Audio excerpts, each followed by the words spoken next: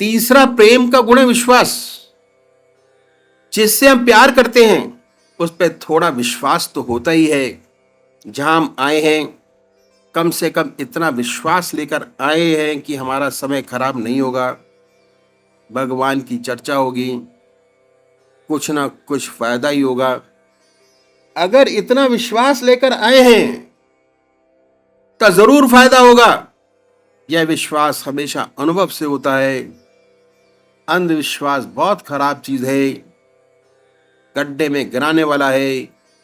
अंधविश्वास कभी नहीं करना चाहिए। इसके माने ये नहीं कि हम अपने आप को इतना संकुचित कर ले कि सच्ची बात को भी ना माने। अपनी बुद्धि को खुला रखिए और जिस बात को आत्मा माने उस पर चलिए, कबूल करिए। धीरे धीरे हमारा विश्वास बढ़ता है। हम अभ्यास करते हैं, धीरे धीरे हमें अनुभव होता है। धीरे धीरे हमें आत्मा का ज्ञान होता है। धीरे धीरे हम परमात्मा की ओर बढ़ते हैं और हमें उस पर पूर्ण विश्वास हो जाता है। अपने को उस परमात्मा को पूरी तरह निछावर कर देते हैं, छोड़ देते हैं। ये विश्वास होना बहुत आवश्यक है। पहले अपने तरीके पे विश्वास होना चाहिए कि हमारा तरीका ठीक है।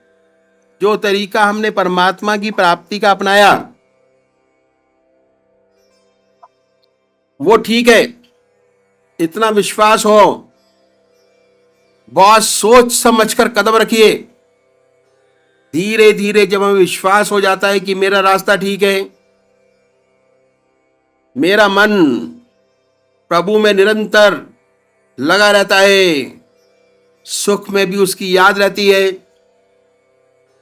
दुख में भी उसकी याद रहती है। कोई ऐसा समय नहीं रहता जब हमें उसकी याद न रहती हो। ऐसी हालत जब बन जाती है तो अंत समय में ऐसा विश्वास हो जाता है कि अंत समय भी उसकी याद बनी रहेगी, छूटेगी नहीं। चिंतन और विश्वास ही है जो पार लगाता है। जब मौत का धक्का आता है, बड़ी बड़ी तपस्याएं धरी की धरी रह जाती हैं, शरीर कमजोर हो जाता है, मन कमजोर हो जाता है। ऐसा विश्वास, ऐसा आत्मिक अनुभव यदि जिंदगी में हो जाते हैं, उनसे विश्वास दृढ़ हो जाता है और अंत समय में वही विश्वास काम आता है। इतनी बड़ी महत्ता है विश्वास की। लेकिन याद रखिए, अंधविश्वास बहुत खराब चीज है जिसे कभी नहीं करना चाहिए। सोच समझ कर विश्वास करें, बराबर अनुभव के साथ विश्वास करें, बराबर लाभ होता रहेगा। आप बढ़ते रहेंगे और विश्वास ही परमात्मा से मिलाएगा। मुझे पौराणिक कथा याद आ गई जो मैं आपके सामने रखूंगा, बहुत सुंदर है। एक बार पार्वती जी ने शिव जी से पूछा कि महाराज, कुंभ का मेला 12 साल में एक बार आता है और लाखों व्यक्ति आते हैं गंगा स्नान करने के लिए। ऐसा कहते हैं कि गंगा जी पाप नष्ट कर देती हैं। इतने व्यक्ति आते हैं, अपना स्नान करते हैं, इनके पाप गंगा जी में रह जाते होंगे तो गंगा जी को बड़ी दिक्कत होती होगी इन पापों को नष्ट करने में। लाखों व्यक्ति सारा बोझा पापों का गंगा जी में छोड़ जाते। शिव जी बहुत मुस्कुराए, कहने लगी कि पार्वती जी, ऐसी बात नहीं है। ये लोग जो पापों की गठरी जैसे अपने सर पर लेके आते हैं वैसे ही वापस ले जाते हैं। तो खामाखा आते हैं, लाखों की भीड़ होती है, स्पेशल ट्रेन चलती हैं, बसें चलती हैं, इतना बड़ा इंतजाम होता है, ये सब बेकार है। ऐसा ही है पार्वती जी, ये सब दिखावा मात्र है। पार्वती जी बोली कैसे हो सकता है? कहा चलिए कुंभ का मेला लगा है तो देख लें, खुद ही अपने आप से देख लें। शिव जी ने अपने आप को कोड़ी का स्वरूप बनाया और पार्वती जी को कोड़िन का स्वरूप दिया। इस तरह कोड़ी और कोड़िन दोनों बनकर त्रिवेणी की ओर चल पड़े और उस रास्ते पर बैठे जहां लाखों लोग आ रहे थे और जा रहे थे, शिव जी महाराज ने एक नारा लगाना शुरू किया और वो ये था कि मुझे एक महात्मा का वर मिला है। एक महात्मा का वर है कि कुंभ के मेले में अगर ऐसा कोई गंगा माई का भक्त जिसके गंगा स्नान करने के बाद सारे पाप नष्ट हो गए हो, वह जल लाए और मेरे ऊपर छिड़क दे, मेरी काया कंचन हो जाए, मैं स्वस्थ हो जाऊंगा। ऐसा मुझे एक महात्मा जी का वरदान है। इतने विश्वास के साथ शिव जी ने बड़े आश्चर्य से कहा कि वरदान है, संत की वाणी है। ऐसा व्यक्ति जिसके सारे पाप त्रिवेणी में स्नान करने के बाद समाप्त हो गए हों, वह गंगा जल लाए और मेरे ऊपर छिड़क दे। उनकी वाणी कभी झूठी नहीं हो सकती। इतना भी कहा, ना हुई है, ना हो सकती है, ना वाणी झूठी हुई है। आप लोग स्नान करने जा रहे हैं, यदि ऐसा व्यक्ति आए जिसके त्रिवेणी में स्नान करने के बाद सारे पाप नष्ट हो गए हों, चल लेता है और मेरे ऊपर छिड़क दे।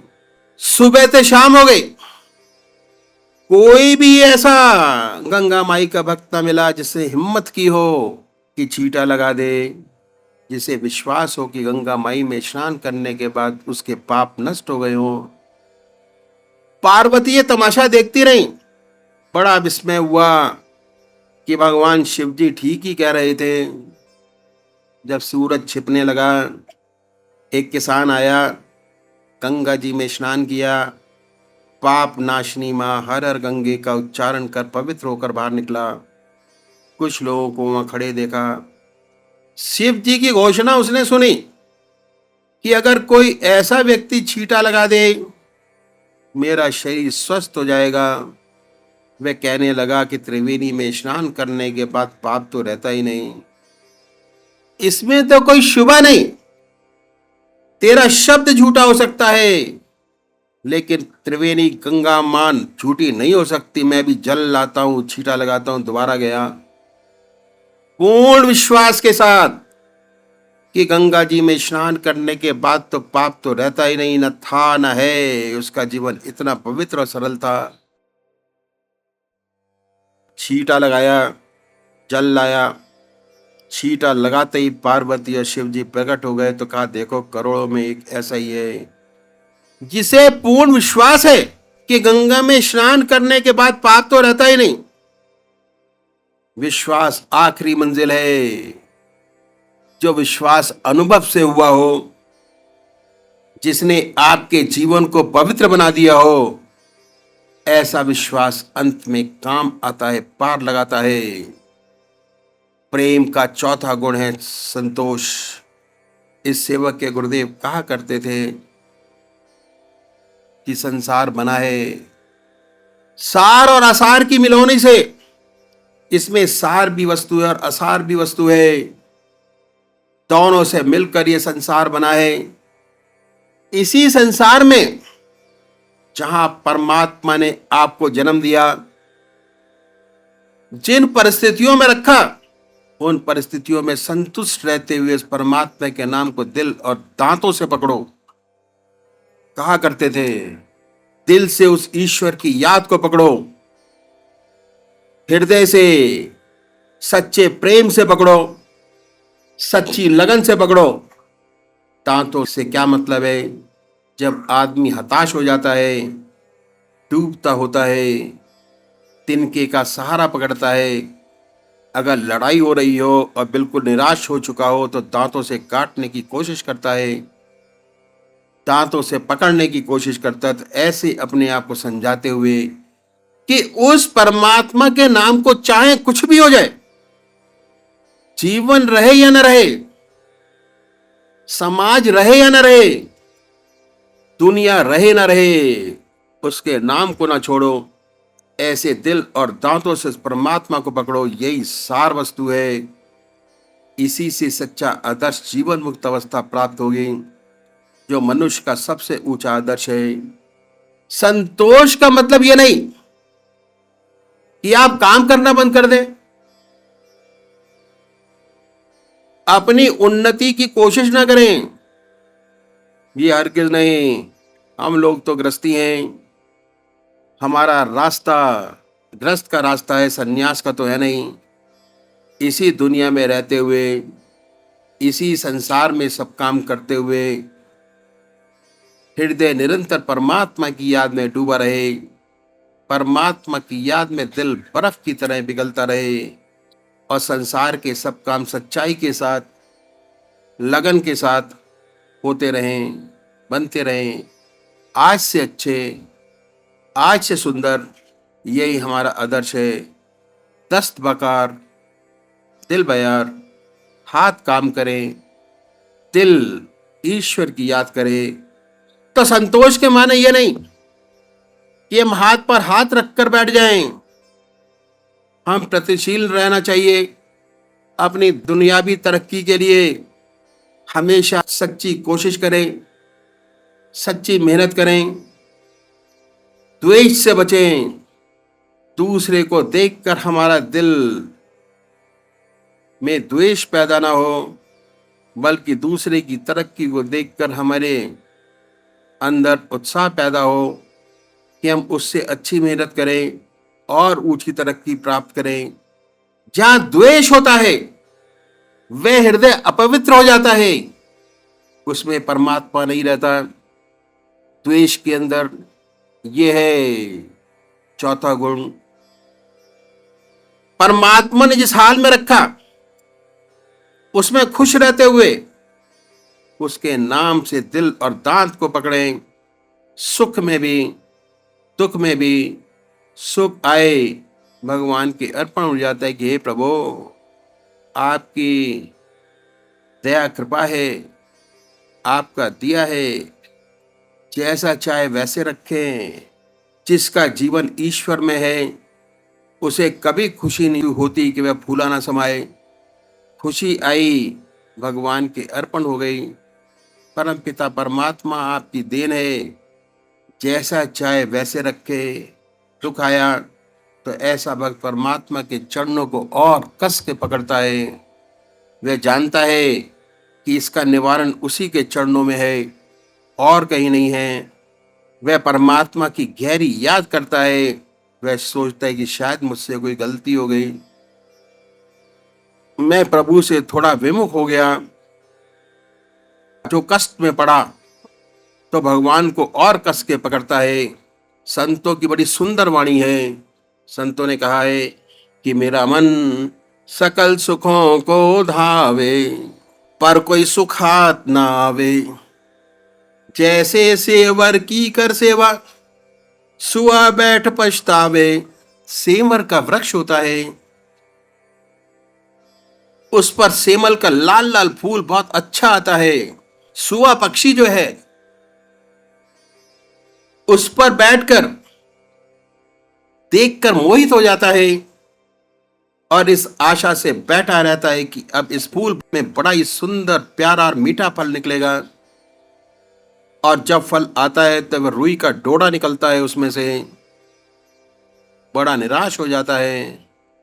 ये दुनिया हमें बड़ी प्यारी लगती है, लेकिन धीरे धीरे समय के साथ साथ जैसे जैसे उम्र बढ़ती है और हमें अनुभव होता है, तब पता चलता है कि ये तो रुई का डोरा है। अकेला आया है, अकेला ही जाएगा। तो जैसे कर सेमर की सेवा, सुआ बैठ पछतावे। और सच्चा सुख दुख के भीतर है, इसे कौन समझाए। और यदि ऐसा दुख, ऐसी तकलीफ आ पड़े कि जो हमारे हृदय को परमात्मा की याद से जोड़ दे, परमात्मा का हृदय की गहरी याद में डूब जाए, वह तकलीफ भी मुबारक है। उसने हमें एक स्टेप और आगे बढ़ा दिया। तो न संत सुख में सुखी होते हैं, न दुख में दुखी। ऐसा उनका सुंदर जीवन बन जाता है।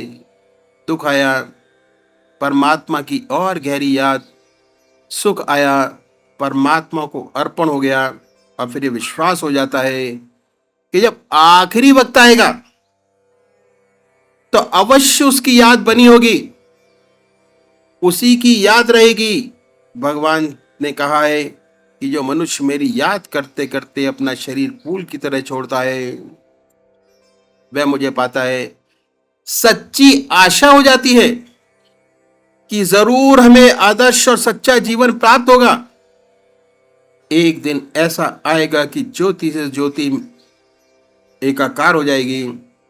इस सेवक के गुरुदेव कहा करते थे, बहुत सुंदर बात कहा करते थे कि निशाते जिंदगी है, जिंदगी का यो बसर होना। निशाते जिंदगी में जिंदगी से बेखबर होना, ये सच्ची जिंदगी है। दुनिया के सारे वैभव आपके पास मौजूद हैं, उन्हीं वैभवों में रहता हुआ उसका कोई ज्ञान नहीं, उसे इसका ज्ञान नहीं, क्योंकि उसका हृदय तो हमेशा अपने आत्मा के रस को ही चूसता रहता है, निरंतर ईश्वर की याद में लगा रहता है, उसी के आनंद में आनंद विभोर जाता है। इस सब का उसके ऊपर कोई असर नहीं पड़ता। ये सच्ची जिंदगी इसी संसार में है, इसी दुनिया में, सारे वैभवों के बीच, लेकिन हृदय परमात्मा में ऐसा लगा रहे कि हम पर इनका कोई असर ना हो। ये सच्ची जिंदगी और ये प्रेम का है चौथा गुण संतोष। पांचवा गुण त्याग, इसार और कुर्बानी। एक दिया जलता है, तेल और बातें ठीक है तो रोशनी अच्छी देगा। धीरे धीरे चिराग की रोशनी में धुआं पैदा हो जाता है। जितना समय साधक को ज्यादा हो जाता है, उतनी दिक्कत आनी शुरू हो जाती है। तो क्या करते हैं, कैंची से उसको काट देते हैं। तेल और दिया जलने लगता है, फिर रोशनी देने लगता है।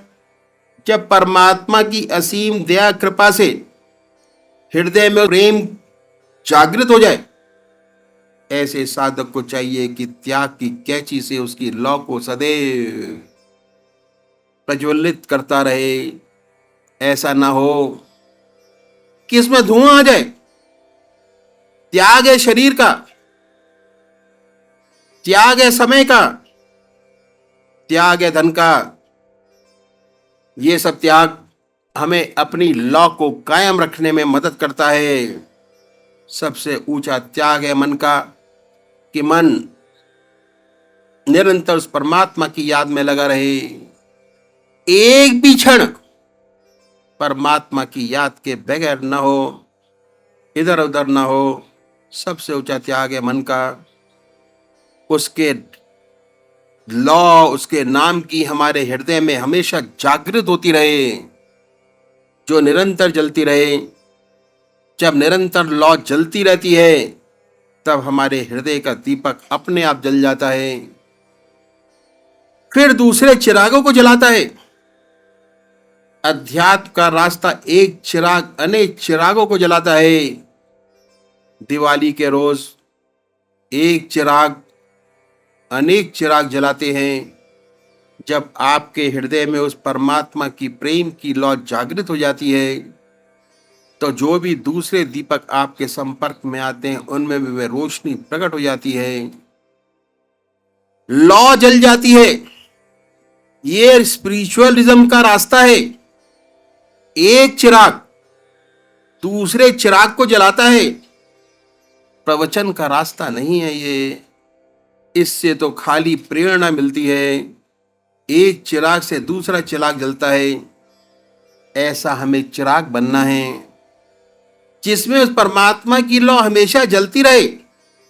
ईश्वर की याद हमारे हृदय में निरंतर चलते फिरते, खाते पीते, सोते जागते जलती रहे, तब हमारे हृदय में ऐसी रोशनी, ऐसा प्रकाश पैदा होगा जिससे कि दूसरे लोग आएंगे और उनके हृदय भी प्रकाशमय होते चले जाएंगे। कहते हैं कि पतंगा बहुत प्रेमी है, लौ पर अपने प्राणों को न्यौछावर कर देता है, अपने आप को जला देता है, लेकिन ये भूल जाते कि पतंगा कब जलता है, जब जलता है जबकि लौ पहले खुद जल लेती है, तब पतंगा अपने आप को जलाता है। तो ये रास्ता विकास का, फैलाव का है। हमारे हृदय में सच्ची लौ जागृत हो जाए, सच्चा प्रेम उत्पन्न हो जाए, प्रेम से परमात्मा मिलता है। विनय और प्रेम, ये दो विशेष गुण हैं जो हमें ईश्वर तक ले जाते हैं और हमारे जीवन का जो सच्चा लक्ष्य है, जीवन मुक्त अवस्था, वहां तक पहुंचाते हैं। ये वो बातें हैं जो हमारी पूजा को सच्चा बनाती है और हमें परमात्मा तक ले जाती है। विनय प्रेम बस भई भवानी, हसी माल मूरत मुस्कानी। विनय और सत प्रेम से जब ईश्वर सद्गुरु कृपा से साधक के हृदय में प्रभु प्रेम की लौ अर्थात पवित्र भावनाओं रूपी भवानी जागृत हो जाती है, मल विक्षेप का नाश हो जाता है, निरंतर हृदय प्रभु प्रेम में सराबोर डूबा रहता है, आत्मयी अवस्था प्राप्त हो जाती है, साधक शांत चित्त हो जीवन मुक्त अवस्था में बना रहता है। परमात्मा तू ही है, तेरी इच्छा पूर्ण हो।